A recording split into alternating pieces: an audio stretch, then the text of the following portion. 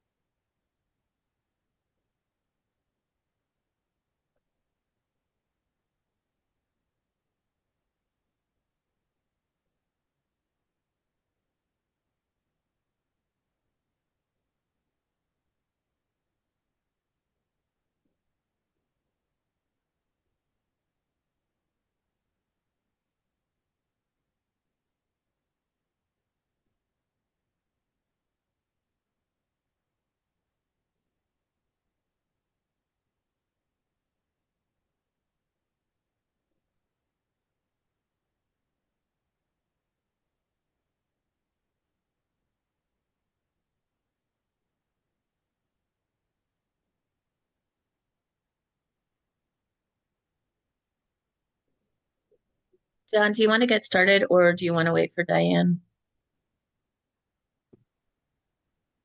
I think we can wait a minute or two for Diane. Okay. Oh, I'm on. Sorry. For Oh, some reason I had problems hooking into the Zoom. I had to shut down and go back in twice. Apologies. Oh, oh, no no worries. problem. Okay. No Then I think we problem. can go ahead and get started. Um, Sorry, thank, sorry. Just real quick, just kind of a point of order. I have to drop at 12. I'm sorry. I'm gonna have to leave at 12. okay. Just want to, thank you. Yep. Yeah, we have you going first anyway. So, okay. Well, thank you everyone for being here. This is a wheelchair and CRT Repair Advisory Council. Just a note for the agenda, we did have a request to talk about the definition of a technician. Sorry that we didn't get that onto the agenda, but there was a request for that. So I think if there are no objections, we'll talk about that after the OHA report under, I guess, with new additional business. And also, I'm correct, Brianne, that Rebecca is not working with the committee. She was Yes, a she season, was yeah, a yeah. sessional, so she So is yeah, I didn't departed from realize us that. sadly. I would have said something last meeting to thank her for her work. So, but that's just a note that we don't we did. I guess it's just you, Brianne, then. It's just me. Oh, okay. So again, so we'll try to go easy on you with the Thanks. minutes and everything. And also Rebecca did work on the report that Diane and Gary used to share their data, and she made it so that we can track month-to-month data, which is really good. I just I'm not really good with Google Forms, so maybe at some point someone, maybe the people who created the form, that was Diane and Sheldon, along with John Sigworth, maybe you can take a look at it. But that's something in the future that we can look at, and it might be very helpful to track month-to-month data. All right, I'll hand it over to you, John.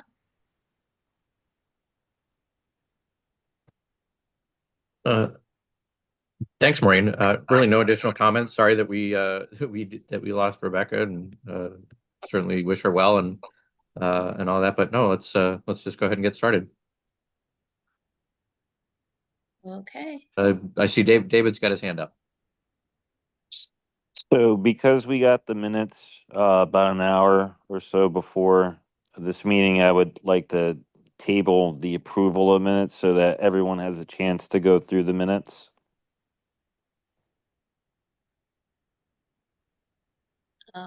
Okay, Okay. that's go ahead. Okay, I was just say, is there a second to that? I'll second it. Okay. All in favor? All right. Okay. Any opposed? Okay, we can table the minutes for the next meeting. Go ahead, Maureen. Thank you. Okay, so Gary, I will give you the floor, and Brian, would you be able to put Gary's report up to the screen? I've made it so everyone can share if that's easier then, so we Oh. can control the report as he shares. Okay.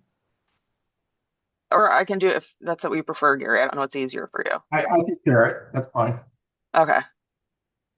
Thank you. Bear with me a second. Okay, I think that's, can you see it? No. Not yet. Okay. How about now? There we go. There we go. I have two screens up. One's my my April. If this one, I'm having a hard time seeing it. So if this is May, we're good. I'll just go forward. I'm proud to say we've got some additional improvement this month. Our in-home completions have gone up to 86%, which brings us in the aggregate at 88%. We did fall off a little bit at the branch. There were a couple orders where we had to go order parts, and things took a little longer than we would like in getting people scheduled back in. But I think the good news is we continue to improve in the aggregate. And the only bad news is we had to terminate our service leader and the person that's over Rocky Hill and Taunton for some performance reasons and some behavioral reasons. And at the same time, my VP of service in the Northeast resigned. She had a family issue. She had to take another job closer to home. But we're looking forward to filling those roles. In the meantime, we're leading those teams remotely, and we don't expect any fall off in performance of the local teams. We have good technicians there that are dedicated and able to operate independently. But I am personally overseeing it, as is Bill Stempowski, who's our national sales service leader. So we do have some oversight on these people, and we're continuing to improve on a daily basis. As far as the summary of staffing, we did lose a production tech and a warehouse tech, which brought us down to an 8.1 aggregate on our service capability capacity. But really, those don't impact the numbers. They should not impact the numbers. We're going to backfill those roles. We'll have them hopefully back and running within the next 30 days and be back up to a full capacity. But the good news is that our productivity, our number of orders we complete every month is staying stable. So even with the losses of the staff, we're staying stable. And we brought the way we measure our what we call intake to completion is on a median days. and we dropped down to 22 days in the median, which that's all orders. And that's down from 29 days prior month. So we are improving on all the metrics we internally look at and the ones that you folks are looking at. Any questions?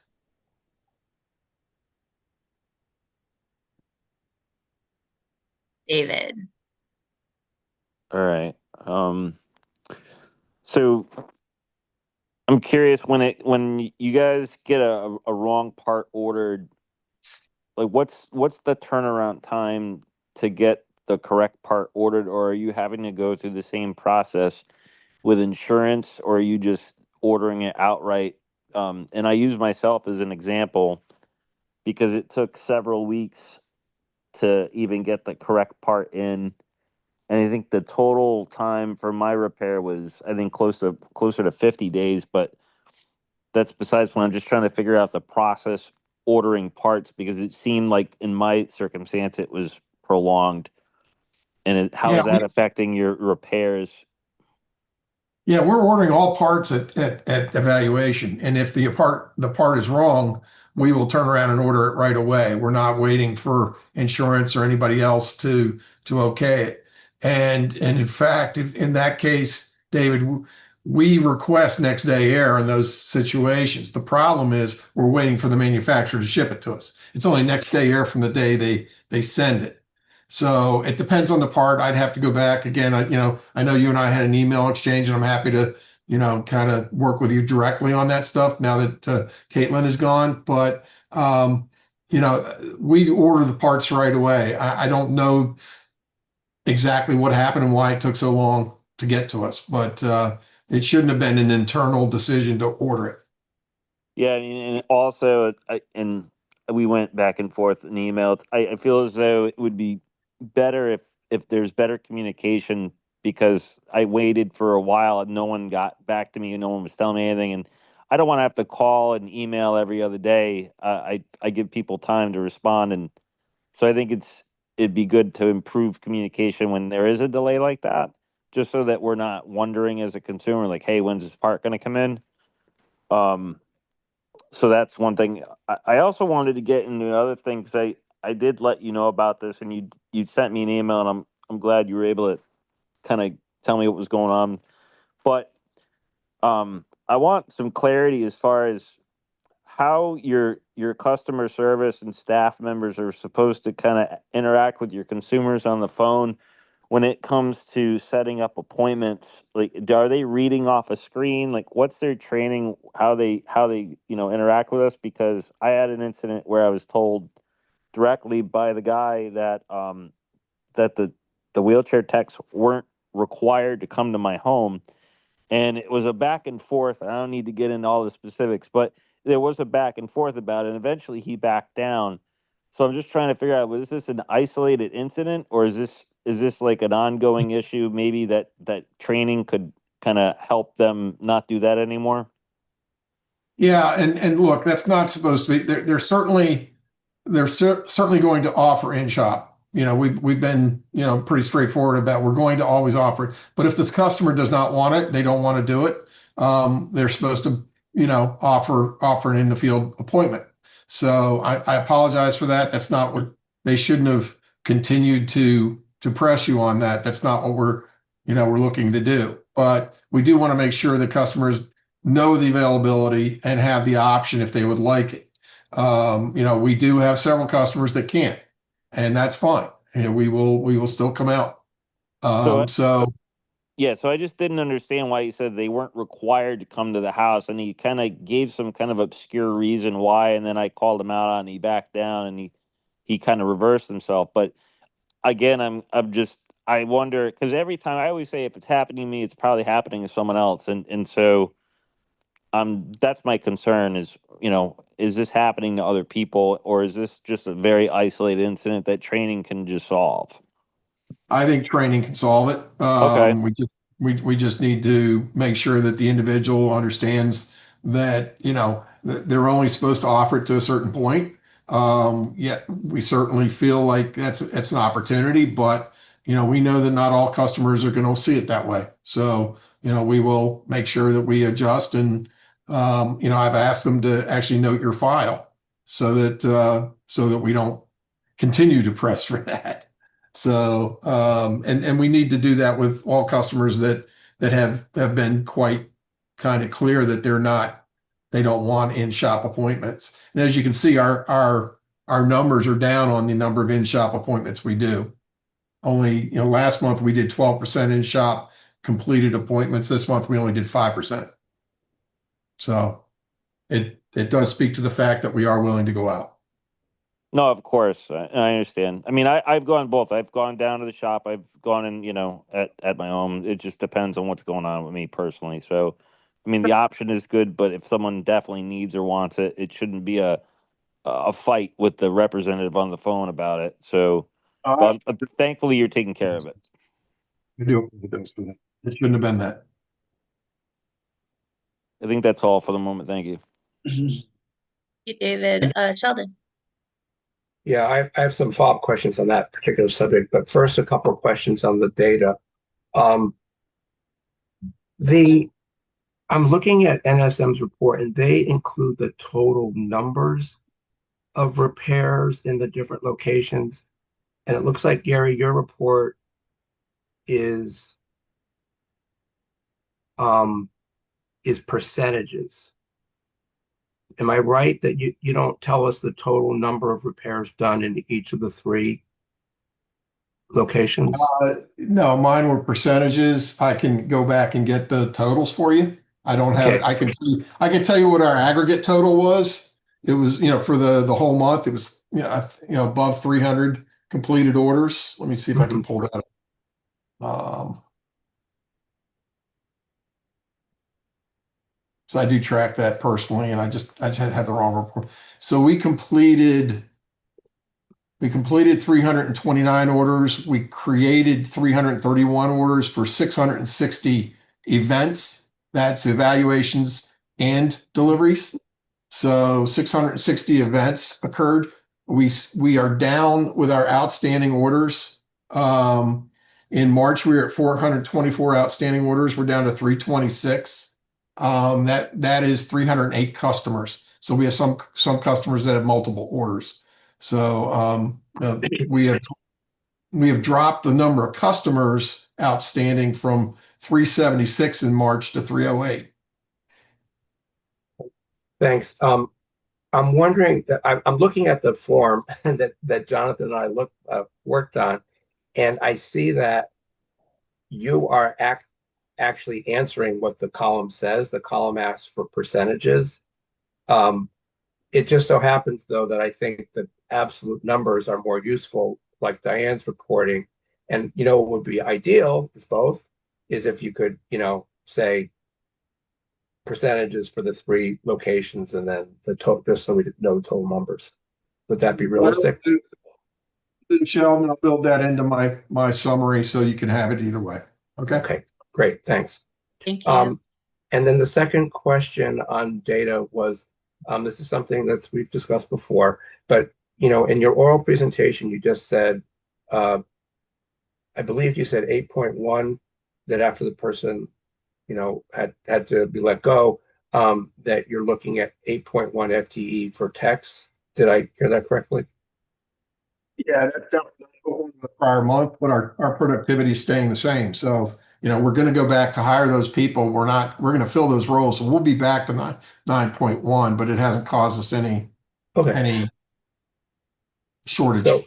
So my request is this, and this is in the summary, I guess, not for here, is because in the summary is where you report number of staff, you don't report it on this fillable form, is if you could include right in the summary that FTE number, because that I think is more, I know it's going to be on the agenda later, this question of what's a tech, but I think the FTE number is way more important than total numbers. And the reason for that is that Diane said that her folks are full-time. So when they're listed there, they're doing this full-time, whereas some of yours are not. So that's why the FTE figure is really helpful. If you could include that in the summary, that would be, I think, really helpful to everybody. Look, at the end of the day, Sheldon, I know you guys keep honing in on this this staffing thing, and one, you're looking at two different size businesses. Two, we are maintaining our improvement with fewer staff right now, and we're going to add back the staffs, which leads me to believe. So our productivity is the critical number there. I don't believe staffing or definitions of staffing is going to make a difference. We two different companies, we do things differently. Right. We disagree on that, so I'm just asking yes or no if you're willing to include that figure. You just said it orally. I'm just saying put it in the written report every month. Well, let me consider that. Okay, thanks. And then on the issue that David brought up, I mean, almost all, it's not just a question for people who need, the few people who need it in home, it's that almost all people want it in home. So NSM's data is out of 382, 366 were done in the home. So the language you're using is what concerns me. You're saying, of course, we're always going to offer it for those who need it. That's not the standard. It's not the standard in the law that was passed last year. It's that a person has a right to have it done either place. And almost everyone, not everyone, but almost everyone prefers to have it done in the home. I know you said, well, maybe this person needs retraining. That didn't come out of nowhere. No employee of your shop is going to spontaneously tell people you have to come into the shop. Somebody instructed them of that. So I guess there's a concern here that it's not just retraining a person, it's that there's problematic training such that a person would even think that they would not come up with it on their own. And I guess this is what the one case with David, fixing it so it doesn't happen for David again by putting the record doesn't solve it for the thousands of other people, right? Well, we are always going to offer it. We have customers that love it, and I'm going to continue to do it. And I understand your objection. I understand how you feel about it. And, we have customers, and we have in some locations, we do 40% in-shop service. And that's because the customers decide to come in. So, I mean, you can't make a claim that Connecticut is the only place where all the customers are going to hate in-shop service. That's not a fact. And our data suggests otherwise. So we're going to offer it. If the customer wants us to come to the home, we are going to come to the home. So I have no objection to your offering it. We've always said, all the advocates have said, there's no problem with offering it. The problem is putting a thumb on the scale saying, if you wanted it at home, yeah, we could do that because it's going to take a lot longer. Or as happened to David, we don't do that. That's the problem. It's not just the offer, it's the other baggage which steers people to feel like they have to come into the shop. I've already admitted that what was said to David was wrong. Okay. I submitted to that. Okay. So if we hear retraining, yeah, I understand retraining. Obviously advocates will be watching closely. If we hear of another story of that, then that tells you it's not just a one-off person. There's something wrong with the overall messaging in the company. I can't stand behind every customer service rep and listen to every word they say. I would address everyone that comes to me. I've addressed every escalation that's come to me in a timely manner, and we will do the same thing with people who have issues with what our reps do on the phone, and I will address those as we can. Okay? Okay. If it does happen again, I think what we're going to ask for is the information on the training. So if it happens on the phone where somebody says, you have to come into the shop, we're going to want to ask what the scripts are, et cetera, so we can ascertain where it's coming from. Well, we'll provide what we can. Okay. Thank you very much. Appreciate Thank you. All right, thank you, Sheldon. Gary, my concern is your language. You're saying that it's about what the customer wants to do, and it really you have to, I would like acknowledge that it's not necessarily what a customer wants, but what they need, and a preference versus a necessity. It makes a big difference to us as consumers. Yeah, so it just, it's not customers trying to be difficult or trying to make things hard for New Motion or NSM. It's just necessity. We have a non-working wheelchair if we don't have transportation. Right, Maureen, look, I'm not saying that I understand, I can appreciate that. And I'm not saying we're trying to stop that at all. What I'm saying is, there have been cases where even people on this phone, on this call, have needed something done really quickly. And I've got, 8 techs on the road that can't reroute because they're going to have to, give up repairing someone else's chair. And I got a guy in the shop that has capacity. That's the real reality of this logistics here. And all I'm trying to say is we're going to offer that as an opportunity. We will certainly come to you, and I'm not going to say that it's not going to take longer to get out to the home. It is just logistics dictate that. We can't stop. What we have done in a lot of cases during escalations, we've had to reschedule someone that's got a lesser important repair, or somebody that's not hard down, as we call it, to get to somebody that is hard down. So we do adjust, and we do try and get to people's homes when it's needed. But we will always have the opportunity that you can come into the shop. We have all the parts there now. We have, the 75 top most popular parts in the shop. You can get it done in one appointment. And even if we don't have the part there, we will not wait to order it. We'll order it that day. So I just, I understand the sensitivity to this. I can appreciate it. But and I can address the way our reps handle it on the phone. And I get that this is a need, but there are going to be opportunities for people to do it in the shop if it can help. Okay, thank you. Thank you. Joe. So those opportunities in the shop, you said before that you're not going to go off of what other people say and all the different one person's experience compared to the other. You don't really need to. All you got to do is look at your data.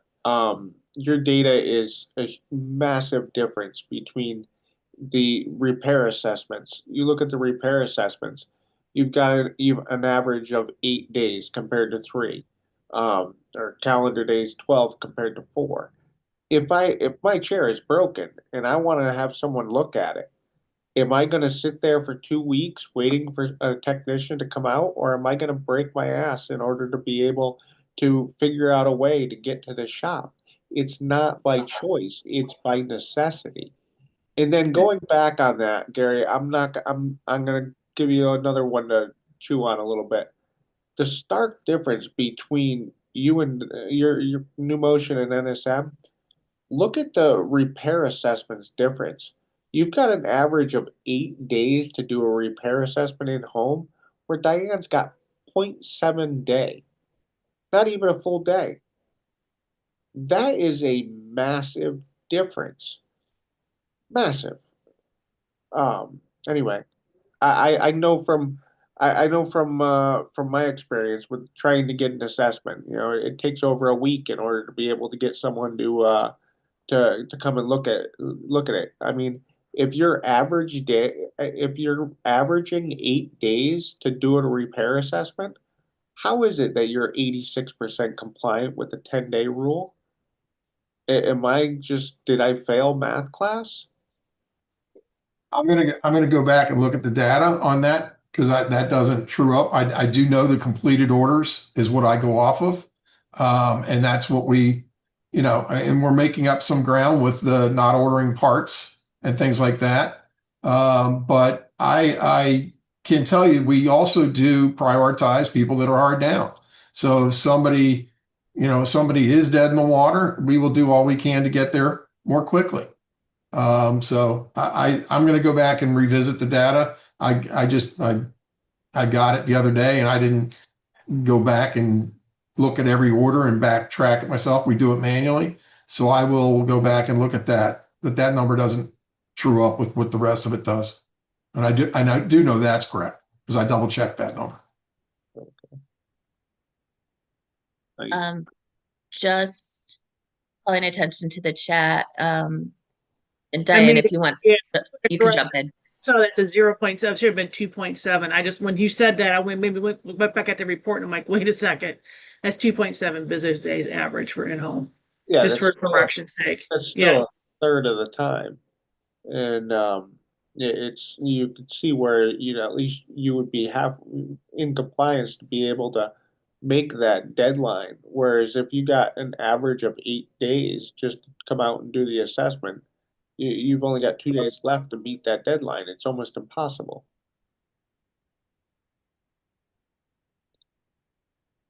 All right, thank you, guys. Thank you, Joe. Sheldon. Yeah, thanks. Yeah, Joe raises a really good point. And this is why, Gary, we disagree obviously about the importance of the FTE number, but your argument for why you don't provide or shouldn't provide it has to do with your performance is great. And what Joe's pointing out is there's a significant issue there. The other thing is you just said one of the things you've done is to order, you're working on bringing the percentage down, compliance figure higher by having more parts and not ordering parts. But I don't understand why that's relevant, because the way the 10 days works is the statute says time waiting for parts doesn't count. So why would that have any impact? Whether you have to wait 3 months for a part or you have the part right in the shop would have the same probability of complying with the 10-day rule. Why is that relevant? I misstated, Sheldon. I apologize for that. So I will go back and look at our evaluation numbers and just make sure we're trued up to that. The completed number is what we've gotten to, and that number is I have double checked those numbers. I have to go back to the evaluation number, double check that. Okay. Thank you. Thanks, Sheldon. Farah. Thank you. I I just really wanted to affirm what Joe had said regarding the ability to come into shop. I'm as far as a wheelchair user goes, I'm an ambulatory chair user. I've got a um, progressive and complex disability. I'm often able to come into my shop. My chair is a lightweight folding chair. I put it into my car, and if I need to come into a shop, I can. I don't need a Hoya lift. You know, I'm very lucky in that regard. That said, when I move from my chair, to my car, to the waiting space, what have you, I'm I'm dislocating bones. I'm in significant pain. I'm a fall risk. It is, it is a very big deal. It's a safety risk. It's all of these things. It's it's a problem. I will come into the shop, and I have. I wouldn't describe that as being happy to do it. I can do it. I have done it. That's not happy to do it. And I just wanted to affirm and emphasize what Joe was saying, that the fact that some of us are able to come in and that we, can do it rather than waiting days, weeks, months for someone to be able to come out, because, guys are busy, we get it. But I did just want to, I guess, affirm and highlight that, yeah, happy to do it is not quite the term I would use, just because we are able and the necessity is there. It actually can put us in quite a bit of significant discomfort and quite a bit of danger. So Yeah, that's all. I could appreciate that, and that's why it will always be available for us to come out to you. Okay, and yeah, it's 8 days, but that's 38% of our total. In the other totals, we're 1 to 3 days. So in the aggregate, we are much lower than 8 days. So I appreciate it. Thank you very much. Thank you. All right, thank you. And while we still have you here, Gary, I did have a question for both you and Diane. We got a call from someone who has a scooter and went to hospital for special care in New Britain, and stated that neither New Motion nor NSM offer scooters anymore. Is that correct, or is she misinformed? We do not offer scooters anymore. We And haven't for a while. oh, Uh, how long's a while? like 2 years. Okay, okay. And Now Diane? we Oh, offered to repair ones that we had sold. So okay. we will All maintain right. repairing them. We will not sell them. You're not selling them anymore. Okay.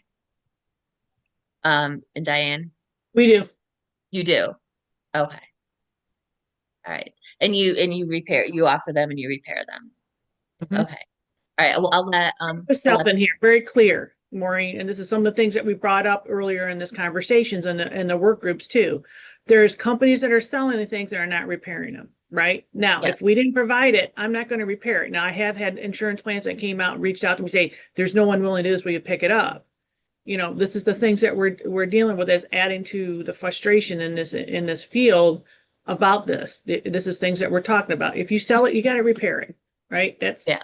what should be done. But again, right now we are, but we might be one of those down the road because of the amount of headaches around it. That's not our specialty, but we're doing it, right? Because there seems to be a need there now. Yeah, we made a decision to not sell them. One, because most scooters are woefully under designed for the wear and tear they get, and they are a service nightmare, and people are using them. You know, I had a customer that was pulling kids around in a lawn tractor in a lawn trailer behind his scooter. You know, he literally put a trailer hitch on it, and they're not built for that kind of stuff. So people are trying to use them as alternative transportation devices, not really CRT devices. So that's why we made that decision. Well, thank you. It does, the scooter issue is, we talk about it and it is kind of an anomaly. It does help. It's very helpful for that information. Very helpful, at least for me. David. So I guess I'm trying to figure out, or you can clarify, Gary. So New Motion owns Spin Life, and so if something is sold through Spin Life, how does maintenance or getting something fixed happen? Does that have to be directly to Spin Life because it's Yes. under the umbrella of New Motion? How does that all work? Now we have to keep them as they are totally separate organizations. They're actually, even though they're under the New Motion umbrella, they're not fully owned by New Motion, and because they don't bill insurance and because they have their own service sort of organization, they use third-party contractors to do their service. It's totally different, David. Okay. Yeah, it's a totally different transaction. I have nothing to do with Spin Life.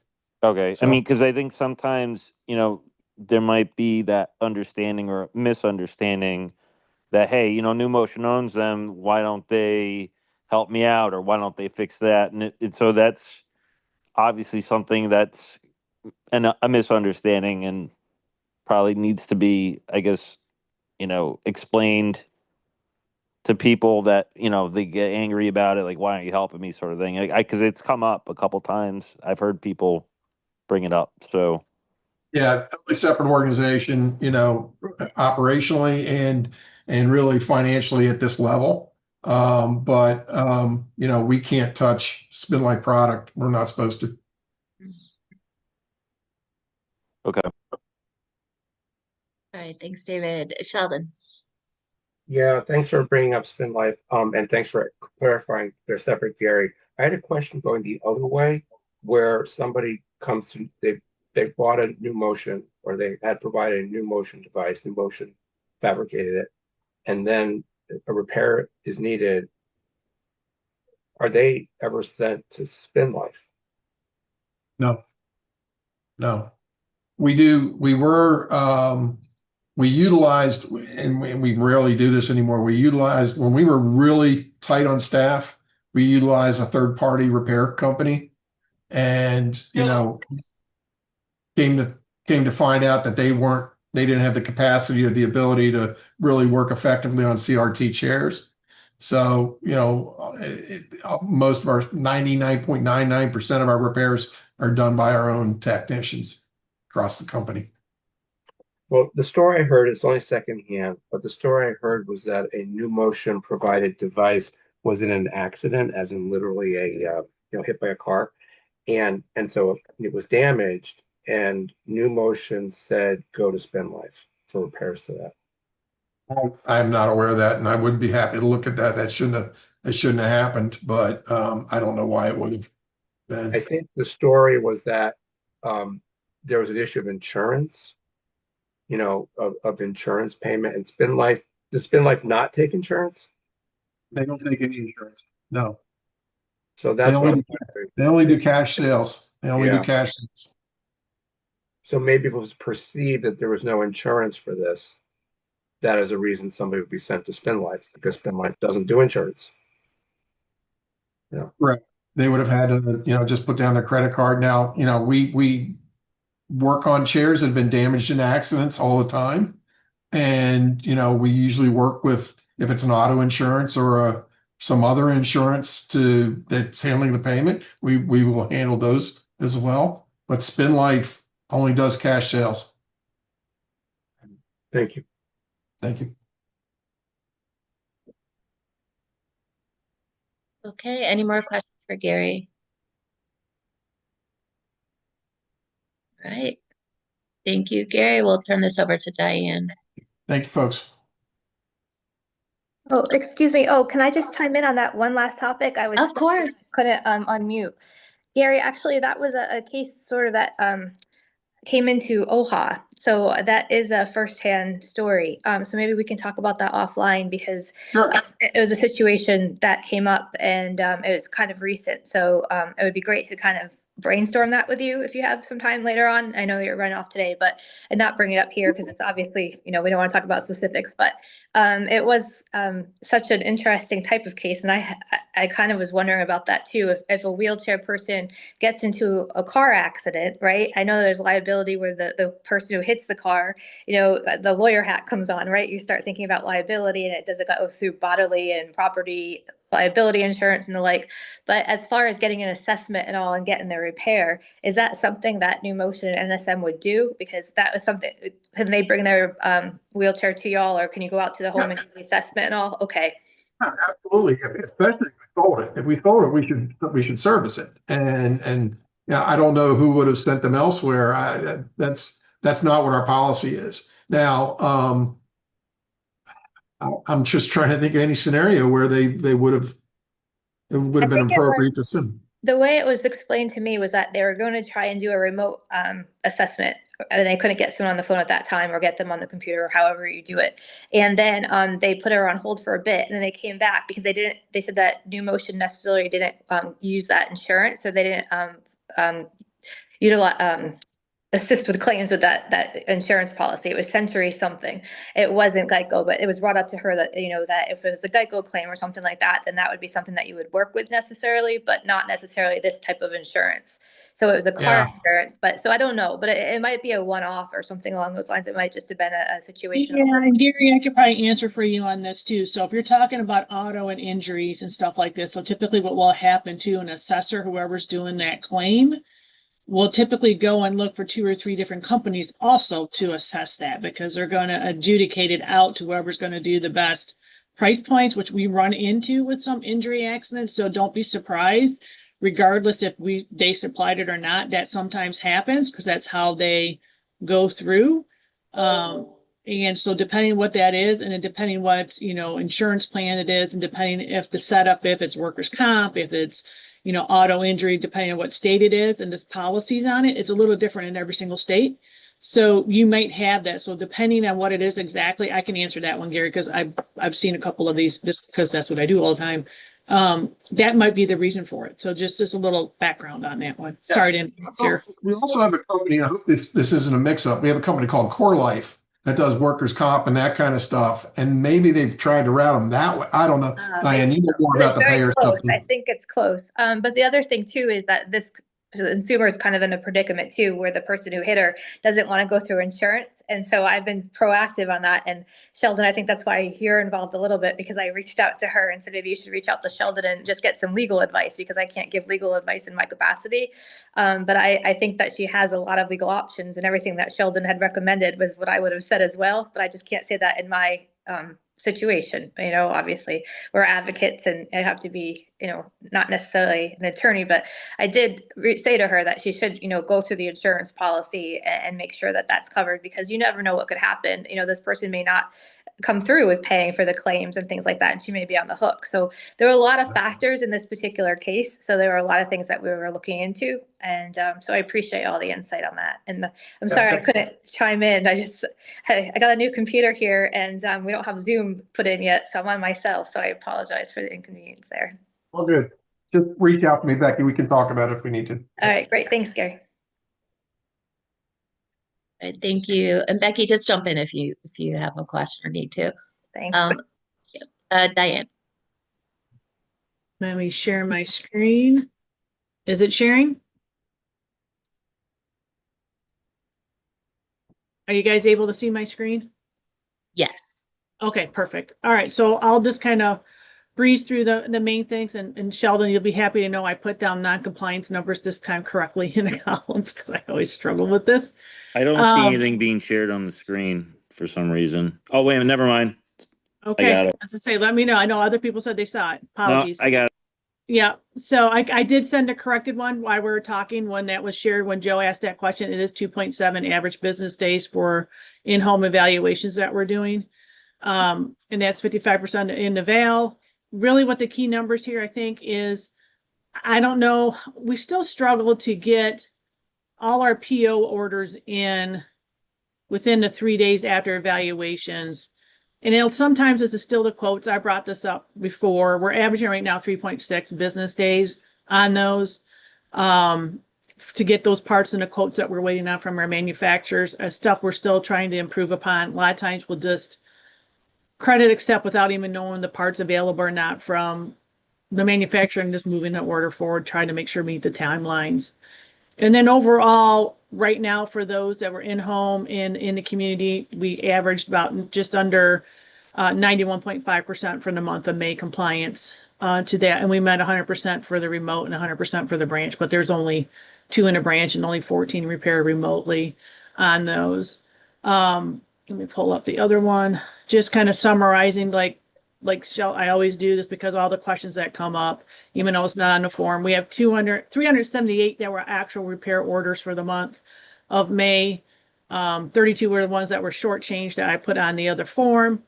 And then kind of going into, some of the points like Gary brought up, how many additional appointments did we have on top of that 300 and some that were 71 visits that were for either deliveries or, adjustments that were not repairs, etc. And then where's our staffing? That always seems to come up. We're down right now, as I shared last month, that we're still in the hiring process. We're down 2 short a Niantic location that we're trying to hire. And we have one that was injured that has a little bit of workman's alleviation that we had to pull back into the shop. Normally we would have 12, but right now 6 are in the shop typically, but we have one of them that's pulled into the shop right now to help out due to workers' comp issues. And like I stated before, the 2 open positions that we're still looking for. So the question always comes up, what is your target? Right now we have 9 full-time repair technicians on the road. We're trying to staff up to 12. And like I said, one right now got pulled back in. And we're still looking to hire 2 positions to get filled in.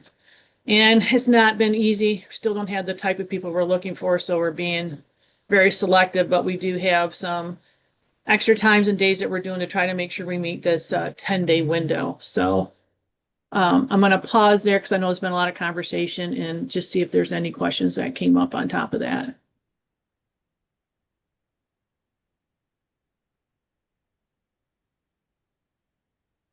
Sheldon. Hi, thanks, Diane.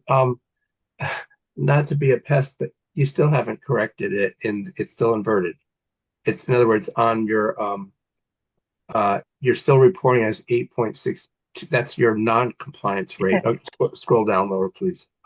Only if at fault compliance, percent compliance, if only if at fault. Right. In other words, At the and so, top. right, but the figure is 90, should be 91 point. In other words, Correct me if I'm wrong, we talked about this last time. Look at the top here, Sheldon. Percent compliance only if at fault. So which do But, you I want mean, it to be? Do you want it compliant or non-compliant? Non-compliance is what no, I've it's interpreted as well, at the time. okay. I guess the heading is a little confusing. It's Yeah, what you're reporting is non-compliance. You're reporting 8.62% is non-compliance, when in right. fact that's but it's maybe maybe a suggestion maybe Hey, the we can change the form any way you want. This is right when you and John maybe wanted, maybe and it if we said change percent it to non-compliant. right, change it to percent non-compliant, period, and then what you're doing is right. It's just that Gary's reporting it the opposite way. That's my All right, I and was- we talked about this last month. Pull up your video and listen, as you said, you're inverting yourself, Di. You said you're giving yourself discredit. So it says, okay, only if at fault, percent at fault at top.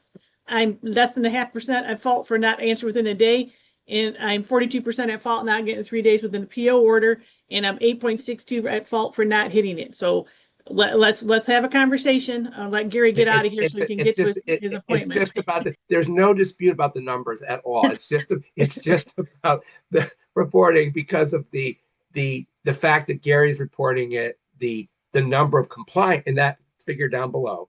He's reporting the percent where he's compliant, and you're reporting the percent where you're non-compliant. And so if you look at them together, if you didn't know, you'd say, "Oh my God, NSM is terrible."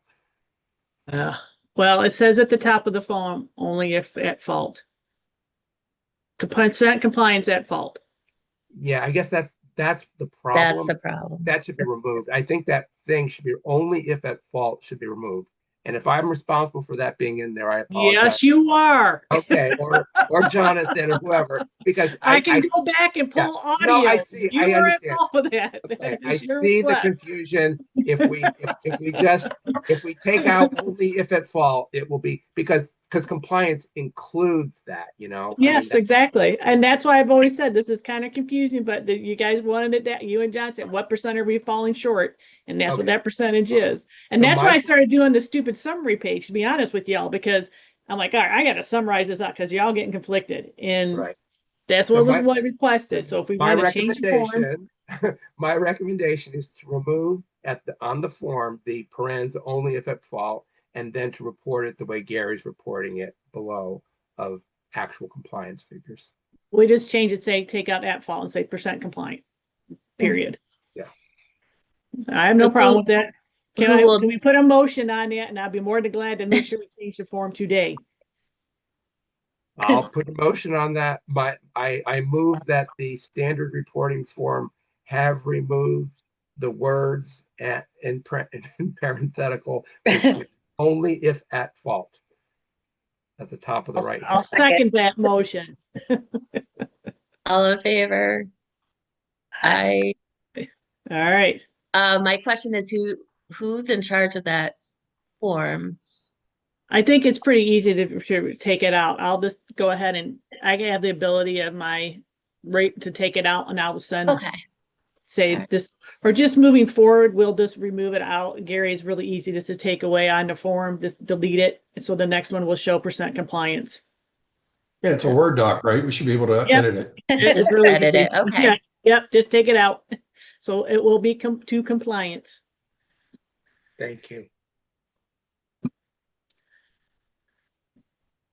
Joe, you had your hand up? Do you still have a question or no? I have a question. I just didn't want to go off into the weeds too much. I just wanted to know. I like Diane, the way Diane wrote the text as, active road text, in shop receivers. So it gives you an idea. You could look at it and see, okay, you've got this many people on the road, this many people in the shop, and it's just crystal clear. The way Gary did it is so confusing, and I didn't know if there was any way that it could, blend it together instead of it being, I don't know what a, I'm sorry, I don't have the motion report up, but yeah, I don't know the difference between a seating tech and a production tech and a delivery tech. Are these people that are actually turning wrenches, or are they I don't Yes. know the difference. Yeah, And yeah, Joe, let me help you. Let me help here. I'm sorry to cut you off, but I got to go in a minute. But it's all of them are turning wrenches. Yes. Yes, the only one that's not on my grid is a delivery tech, and that person will go pick up chairs and bring them back to the shop for techs to work on it. But our warehouse techs, they assemble, they do some preliminary assembly when the chairs come in, and they can do some service. Production techs, they're building chairs all day, and they have the opportunity to do service. So yes, they're all so swinging chairs. but these are primarily in-shop techs, right? Yeah, yeah. We have right now we got 7 on the road. And we're using one from New York who's coming in on surge days to help with that. So, we've got theoretically 8 full bodies on the road. But I did this differently. I can try and mimic what Diane's doing. I just want to make sure we're comparing apples to apples because I don't think we are. Okay. So. I know you got to run. That's why I was like, I don't know if I'll get into it or not. It's just Just gives me a clear suggest, idea. because, yeah, sorry to interrupt, Joe. To your point, in shop, on the road, keep it simple. Yeah, that's why. Whatever they're doing, because same thing you got to find. We have some of the same and similar in some stuff. We do have a little bit of differences, but I think at the end of the day, who's on the road? I think that's all they care about. Yeah, it gives you a better picture of who's on the road, who's in the shop. Yep.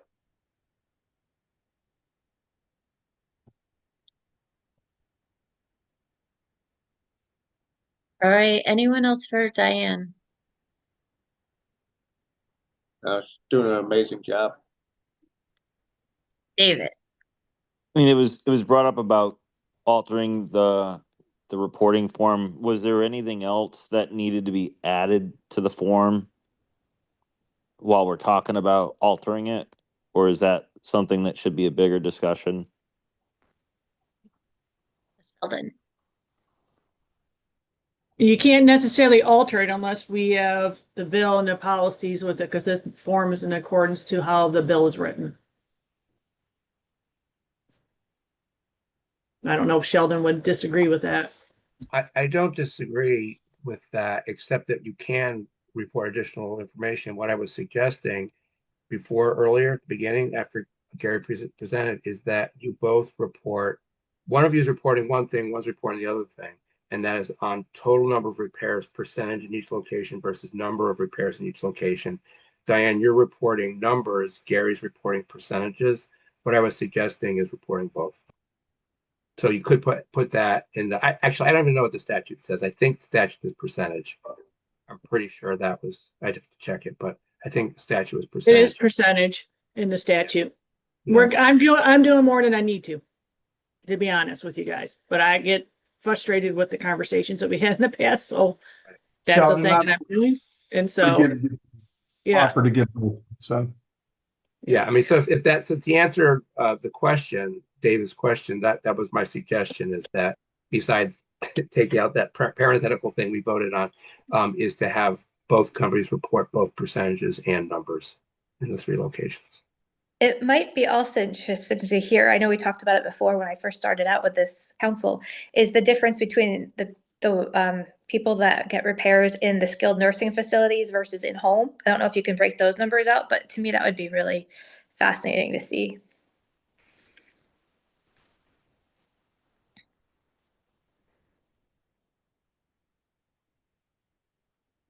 Oh, we lost Gary. So Diane, is that something that you would be able to do? I already do right now. It's on my summary. Okay. All right. That's what I'm saying. I mean, yeah. I don't want Gary to keep getting beat up on, guys, because he is doing what's in the bill, right? And because I had some data points from the beginning, I was able to pull up at the beginning of this, and I just thought it was easier for my own mental health to do the summaries for everybody, right? Because this comes up.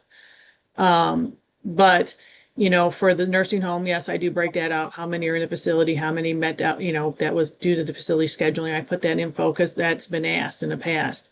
So I want to be very clear. And I just sent the form back out to everybody, removing at fault friends, so people have a copy of it. just, you know, these are things that, you know, the intent of this bill is, are we going in the right direction? Is the timelines getting better? And it is. So, you know, there's going to be some pushback from the industry right now on some things because we're doing everything underneath the sun to get this done and get it corrected. And there's going to be misses because, you know, we're dealing with peoples. And but the intent is there and it's headed in the right direction.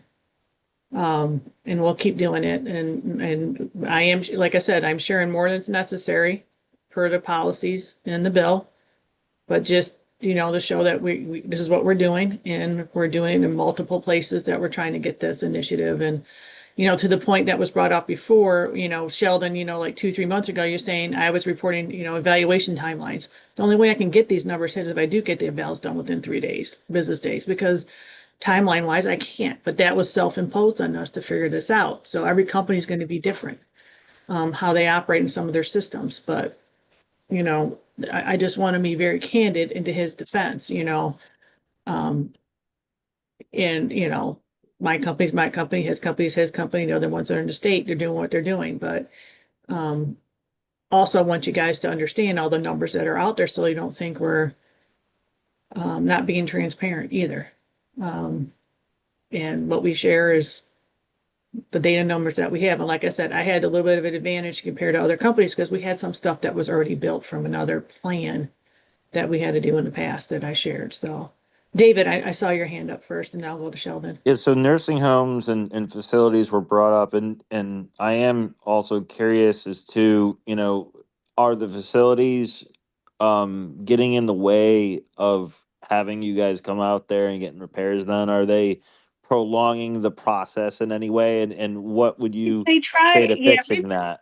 yeah, we've talked about this before, David. So with the facilities, you know, it's not necessarily just like being able to come in whenever we want. Like they got to have the staffing, they got to have the clients be able. So there is some times where they have certain days of the week they really want those appointments scheduled because of how they operate, right? They're getting better at it and then the timelines, but a lot of times the timelines don't always line up with the 10-day window. It might be 2 or 3 days past. But we report that and they know that. They know the bill. They know what's out there. But again, at the end of the day, we got to work with that staffing and what the facility will let us do and come in and schedule.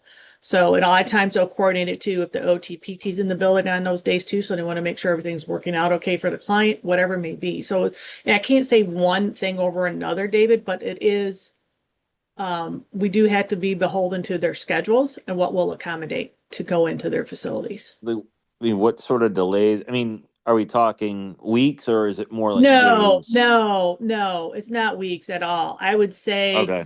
a couple days that doesn't line up with the 10-day window per se. Usually it might be just, you know, like certain days of the week that we're able to go in. It might be just every Tuesday, every Thursday. So depending on the timing, when the call comes in for that client, it just might meet up. You're not waiting weeks if that was your question. Like, oh, you only come in once a month. Most of our facilities that we work at, because we do have a lot of facilities that we call on, probably more so than New Motion or any other facilities do, or providers do in the state. But we try to make sure we coordinate it as best we can. If we know certain days of the week, it's when we can do the repairs in their buildings, then we try to schedule it accordingly. And sometimes they just don't line up. And that's the unfortunate thing. I mean, and this wouldn't be your fault, so I'm not putting blame No, on the no. industry. I'm kind of concerned thinking about this. Like, are people sitting there laying in bed when they shouldn't have to because the facility is creating obstacles where maybe they could be a little more accommodating to get you guys in? I mean, it's kind of a more of a in-depth kind of dive into it, but this is something I think about when we're talking about this. Yeah, and that's why I put how many of those appointments that we had that didn't hit that 10-day window on there. But in regards to facilities, I mean, I used to be a nursing home administrator, so I would hope no one's laying in bed. They would hopefully still have some other jerry chairs and some accommodation and positioning and stuff like that to get them out of their room. If we can, if they do, if it fits and it's appropriate. I mean, there's other pieces of equipment they should have there for the facility clients, but I know what you're saying. But most of the time, like I said, I am reporting those numbers for you guys. just because we do have so much business in that area. Thank you. You're welcome. Sheldon? Yeah, Diane, I want to be clear that I really do appreciate, you're reporting more than the statute requires. And of course, we really appreciate the performance. So both scores, we're grateful on that. There is an interesting thing that, Joe was the one who flagged this, that you have 2.7 days for, but as you point out, the statute does not, you thought the statute required you to do the assessment 3 days. It actually doesn't. It's just that if you don't do it quickly, how are you going to comply with that? So Yeah. you're doing 2.7 days and they report 8. And Joe, I mean, it seems what Joe's saying is right. How could one possibly, if you're not even assessing, not you, if Numosh is not even assessing on average for 8 days, then how could they possibly, that's they've done the assessment. Okay, now we got to go out and fix it. It just doesn't seem, I think his figures was in the upper 80s or something. I just don't see how that's possible. Just like you said, Unless they're getting it all done in the same visit. And since you don't have to have prior auths anymore with parts, and if they're gotten, like you said, I think he said he's got much more parts too on their vans that they're carrying. So if they know right up front, they're probably getting it done right then and there. I can't say, but that's what I'm going to assume. But you're not able to do that generally. Oh, we can on some. I mean, but overall, I mean, this is, the numbers were, the data points we're able to pull up and see. I'm like, okay, we got this done with this date. How many of these are remote?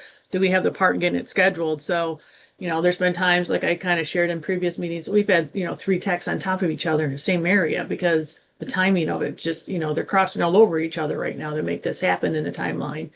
But I can't answer that for him. I mean, we'd have to look and see what clients they were with those that average. I can't answer for that, to be honest with you, Sheldon. Yeah, you may have to dig down into those numbers. Yeah, but the key thing is it getting done for the companies? And it sounds like it is. Otherwise, we would get complaints, right? I'm sure you'll all be hearing it. You had said, Diane, that your hardest part was getting that 3-day window after you do the assessment. What's the Yeah, what I mean by that is, I think I've shared this before and I apologize for repeating myself, but so when we go out and do an evaluation, okay, so let's say we look at all your parts. I see, okay, Joe, you have this battery we got, no problem, but I see you have a wire that doesn't seem to be working right.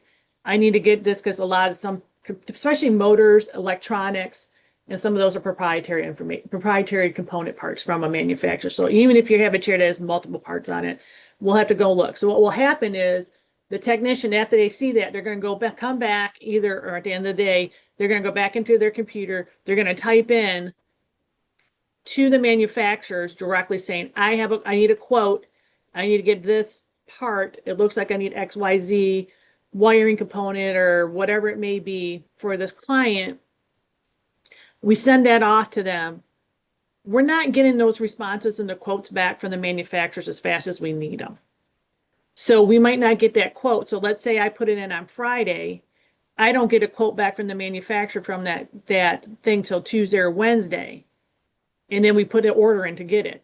So I'm missing that 3-day put your PO after evaluation because we're waiting for the quotes to come back and the timing from the manufacturer for that part component. It's not something we have on the shelf. It's not a simple thing or whatever it is, which happens quite a bit depending on what it is and depending certain manufacturers are slower than others.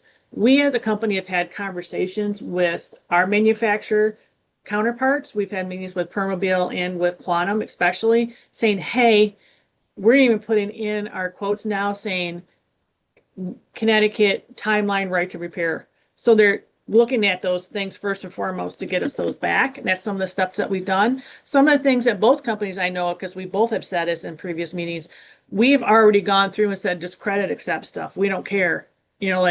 Just get it in, even if we have to get an approval from, like, say, a commercial plan before it goes over to your Medicaid, whatever. We're credit accepting stuff left and right now. Just saying, just get it in so we can meet the timelines.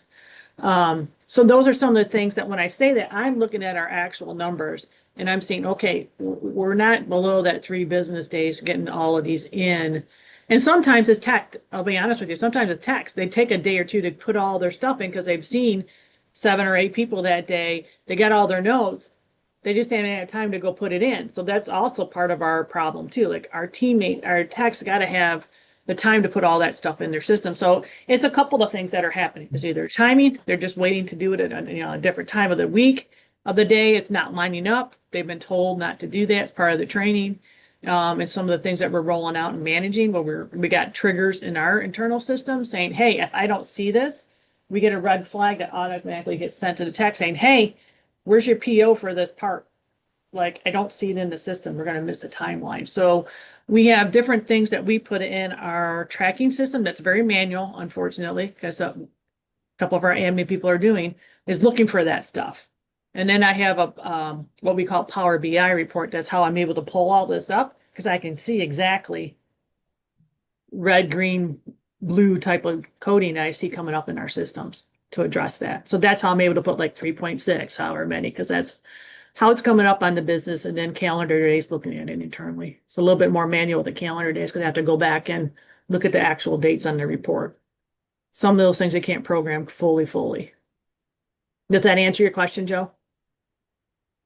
Yeah, absolutely. And the other kind of question, the spin off of that was, and you sort of answered it, was when do the technicians even have time to submit this? Because I know I've had them come out and they've done the assessment, and I've followed up, a week or 2 weeks or 3 weeks later, and it turned out that the technician dropped the ball, and Yeah, ended up, and that's what I'm saying, human error. And so now we have, like I said, I don't know how other companies are tracking it, but we have an actual tickler file now that goes in for each step that's set up. That took a lot of programming. It took us a couple of months to get that set up. I mean, I didn't have it really finalized until October, November, because that was a lot of manual stuff that we're going and looking at every single order and looking at the dates and times and what.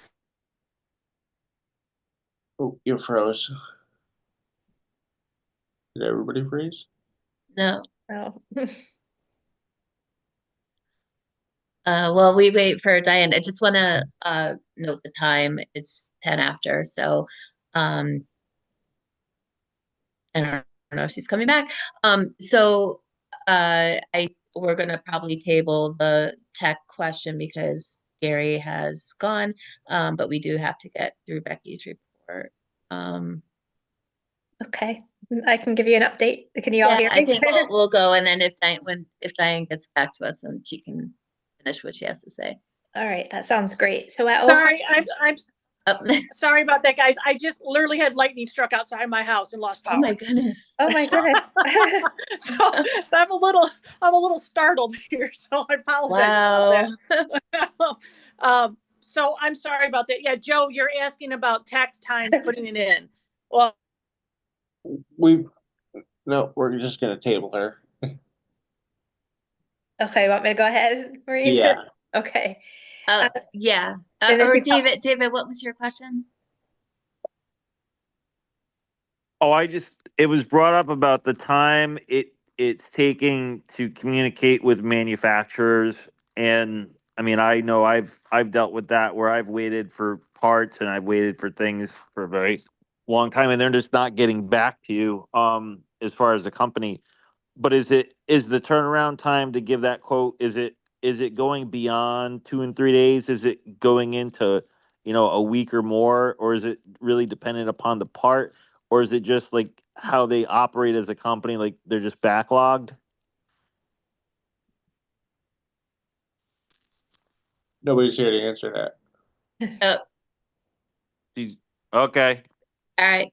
let's Well, just move I on. think it's worthwhile to pick that discussion up again That's and fine. also get Gary's input because that does seem to be a problem. Okay, Becky, go ahead. All right. So at OHA this month, for the month of May, we had 3 wheelchair repair complaints. So we were able to remedy those issues for this month. So that was a great success. As far as the wheelchair reporting online, we don't have that up and running yet on our internet, on our new website. So we should have that up soon. So as soon as we get that online report template thing that you can just click on to be able to file a report online, or repair case rather, I will update you all and let you know, and we can go through that all together, and I can show you how that operates and how it works. I did this month or last, yeah, yes, yes, we're still in the same. Okay. I had the privilege of going to the National Social Workers Association conference at the Mystic Marriott. And while there, we had a table, and I was able to share a lot of information about the Wheelchair Council. A lot of people, Repair Council, a lot of people didn't know about it. So I gave out my card. I was trying to educate everybody I possibly could to let them know about the law that exists, the legislation that's been going on this season. And everybody just seemed amazed, and they were so glad to hear that this was operational and that there was this protection now. So I did have some people call just to inquire, and so it seemed as though it was a good resource for us to be there. And I just wanted to share that with you all. But everywhere I go, I educate not only on OHA, but I make sure everybody knows that we all exist and that there is a resource and they can contact OHA. And I'm the person who actually works on the cases, so anytime it comes in, so that they have a face and a name now that they can just call if they have questions. So hopefully that's helpful. And I'm here to answer any questions if you have any. I do. As far as the HIPAA forms, you got them both from both NSM and New Motion. That's correct. Yeah. And has that been going okay? Or you just haven't had the opportunity to test Right. that? So I haven't had the opportunity to test it with New Motion, with NSM, because we haven't had any cases come in for NSM. So once we do, Diane was very great and sent me the form, and we have that now. So that's going to be a great resource. And my staff is very excited about it as well. Our case managers, I've educated them on it as well. So as whenever a new report comes in of a complaint, they send the release out if they identify the provider that's responsible for repairing the chair. So we have a whole triage system now put in place at OHA. So it's not just they call, or we try to contact them again and say, okay, fill out this release. So it's been working great with New Motion so far. It's been really helpful for me, because before that, I really had to have a phone call with the consumer, right? And so I didn't have that resource to just make a phone call on my own, but now I can just send it. I don't have to involve the consumer if they're not interested, or they're overwhelmed or anything like that. I can take the call upon myself to try and figure out what's going on and to assess that for them. So thank you, Diane, and thank you to Gary, who's not here. I really appreciated your time and all, and the time that you gave me. Like I said before in my last report, they were so welcoming to give me more information and to share. And Diane, one of the things that came up was about when you were lightning striking was the issue about the manufacturers who make the parts, and you have to call in to get the parts. And Diane went into such detail about that, and I was going to chime in, but I figured Diane's the expert, so she's the best one to explain that. But she gave me so many scenarios on why you have to go to certain providers to get that, or manufacturers to get different pieces to repair a wheelchair. And so that was really informative. And I can share that now with the consumers, where if I didn't have that knowledge base, I would come in pretty naive. And Sheldon, I also want to say thank you for bringing up the Spin Life when I couldn't click my mute button, because you are a great resource and you really helped that one individual where I couldn't speak on certain terms. You were able to help her with that. And Maureen too, I reached out to you on that case, just kind of brainstorming. So you all have been wonderful assets to me and at OHA, so I greatly appreciate that. Thank you. I really excited. You're making great strides, and it's great to see you working together with the industry. This is what we're here for. So I really appreciate it. And I appreciate you, Diane, and Gary, who's not here. Do we have any other questions for Becky? David. Oh, not no, not a question, but more of a point that we need to figure out as far as regular meetings moving forward. Do we want to talk about that now or not? If we don't have any, does anyone have a question for Becky? Okay. All right, then we could talk about the meet. We're gonna talk about our next meeting anyway. So I think that we really it seemed to work well when we had a regular time in a day. And I think we really probably need to get back to that so that everyone knows when we're going to have the meeting, so that we can plan appropriately for our schedules, and so that we get the materials, and the reports and all that stuff, and minutes and all that, just so everything is done in order. and hopefully we can get to that. So that's why I'm bringing it up. Yeah, I That's it. agree. Yeah. I mean, I'm Um, fine with the days and the times. I mean, if people want the day or time change, I mean, that's certainly a discussion to be had. But anyway, that's why I'm bringing it up. Thank you. okay. So we used to have, I believe it used to be the third Tuesday because we were at Tuesdays before. Before the session started, it was the third Tuesday of the month. And are we able to go back to a schedule like that? Maybe the third Wednesday? Are we still touch and go the with you, Brian, or I don't know what. Session's over, so Yeah. Tuesdays work for me. We scheduled it this way this month to make sure that the industry representatives were able to be here and present their reports. Yes. Yeah. So whatever you'd like going forward. I Do don't we know have if any? I don't know if it'd be helpful to send out something or ask people now, like what day works best. I mean, Wednesdays seem to be working, but we did do Tuesday in the past. I don't know if that's something people want to go and reflect on their, schedules and kind of give an email report, or do we want to do this now? I don't know. Is everybody here? Gary is not. Gary's not. We Michelle could is also tentatively. not. Who else? Michelle Michelle, right? We could and tentatively. Shirley. Okay. Okay. I was going to recommend Tuesday mornings. I don't know if for others, but I do have things on Wednesday. It depends where it is. Same for me, Sheldon. Wednesdays are a little bit heavy. Tuesdays this time seems to be a better fit for myself. I don't know about Gary, but I would like to think if we could look at those moving forward, like if the next one's going to be like July 15th or something like that, that would be good.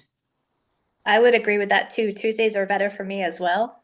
And so I chime in for Tuesdays. All right. Tuesdays are terrible for me. Okay. Um, I'm good with Wednesday too, so I'm flexible. So well, if I'll see what I can do. I mean, if Tuesday works for everyone else, I'll try to switch Would it things. be helpful if we sent out an email just asking, because there are people that aren't here? I don't know if that would be a way to do it. I don't know, was Jonathan or Maureen, what do you think? I think that makes sense, just to get a full scope of things. Have everybody answer by, say, end of this week. I think that's fair, since it's Wednesday. And I asked, sorry, just informally, I can't do the second Wednesday of the month, but I can do the third. So I don't know how that is for people. AM. Well, we've been doing the third Wednesday, right? So that's what we've been doing. Has it been? Okay. I think, right? Today's the third Wednesday, right? So you're talking about the 15th, I think, Sheldon? Well, for this time, it would be The 16th, the 16th. July if we- 16th. Okay. Yeah. Yeah, let's get a sense of what day works for everybody.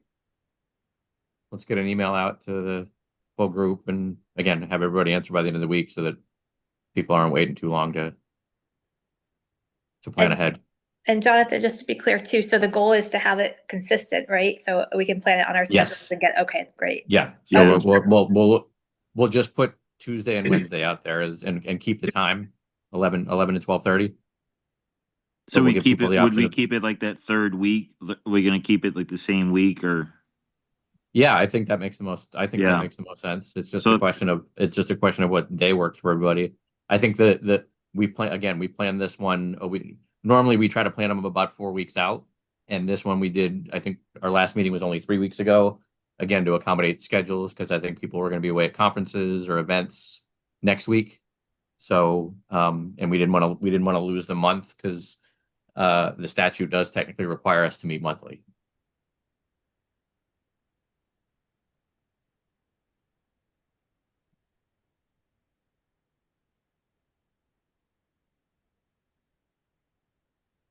Okay, that sounds good. All right, so who's sending out the email? I will send out the email. Good. Thank you, Brian. Okay. That's all. Thank you.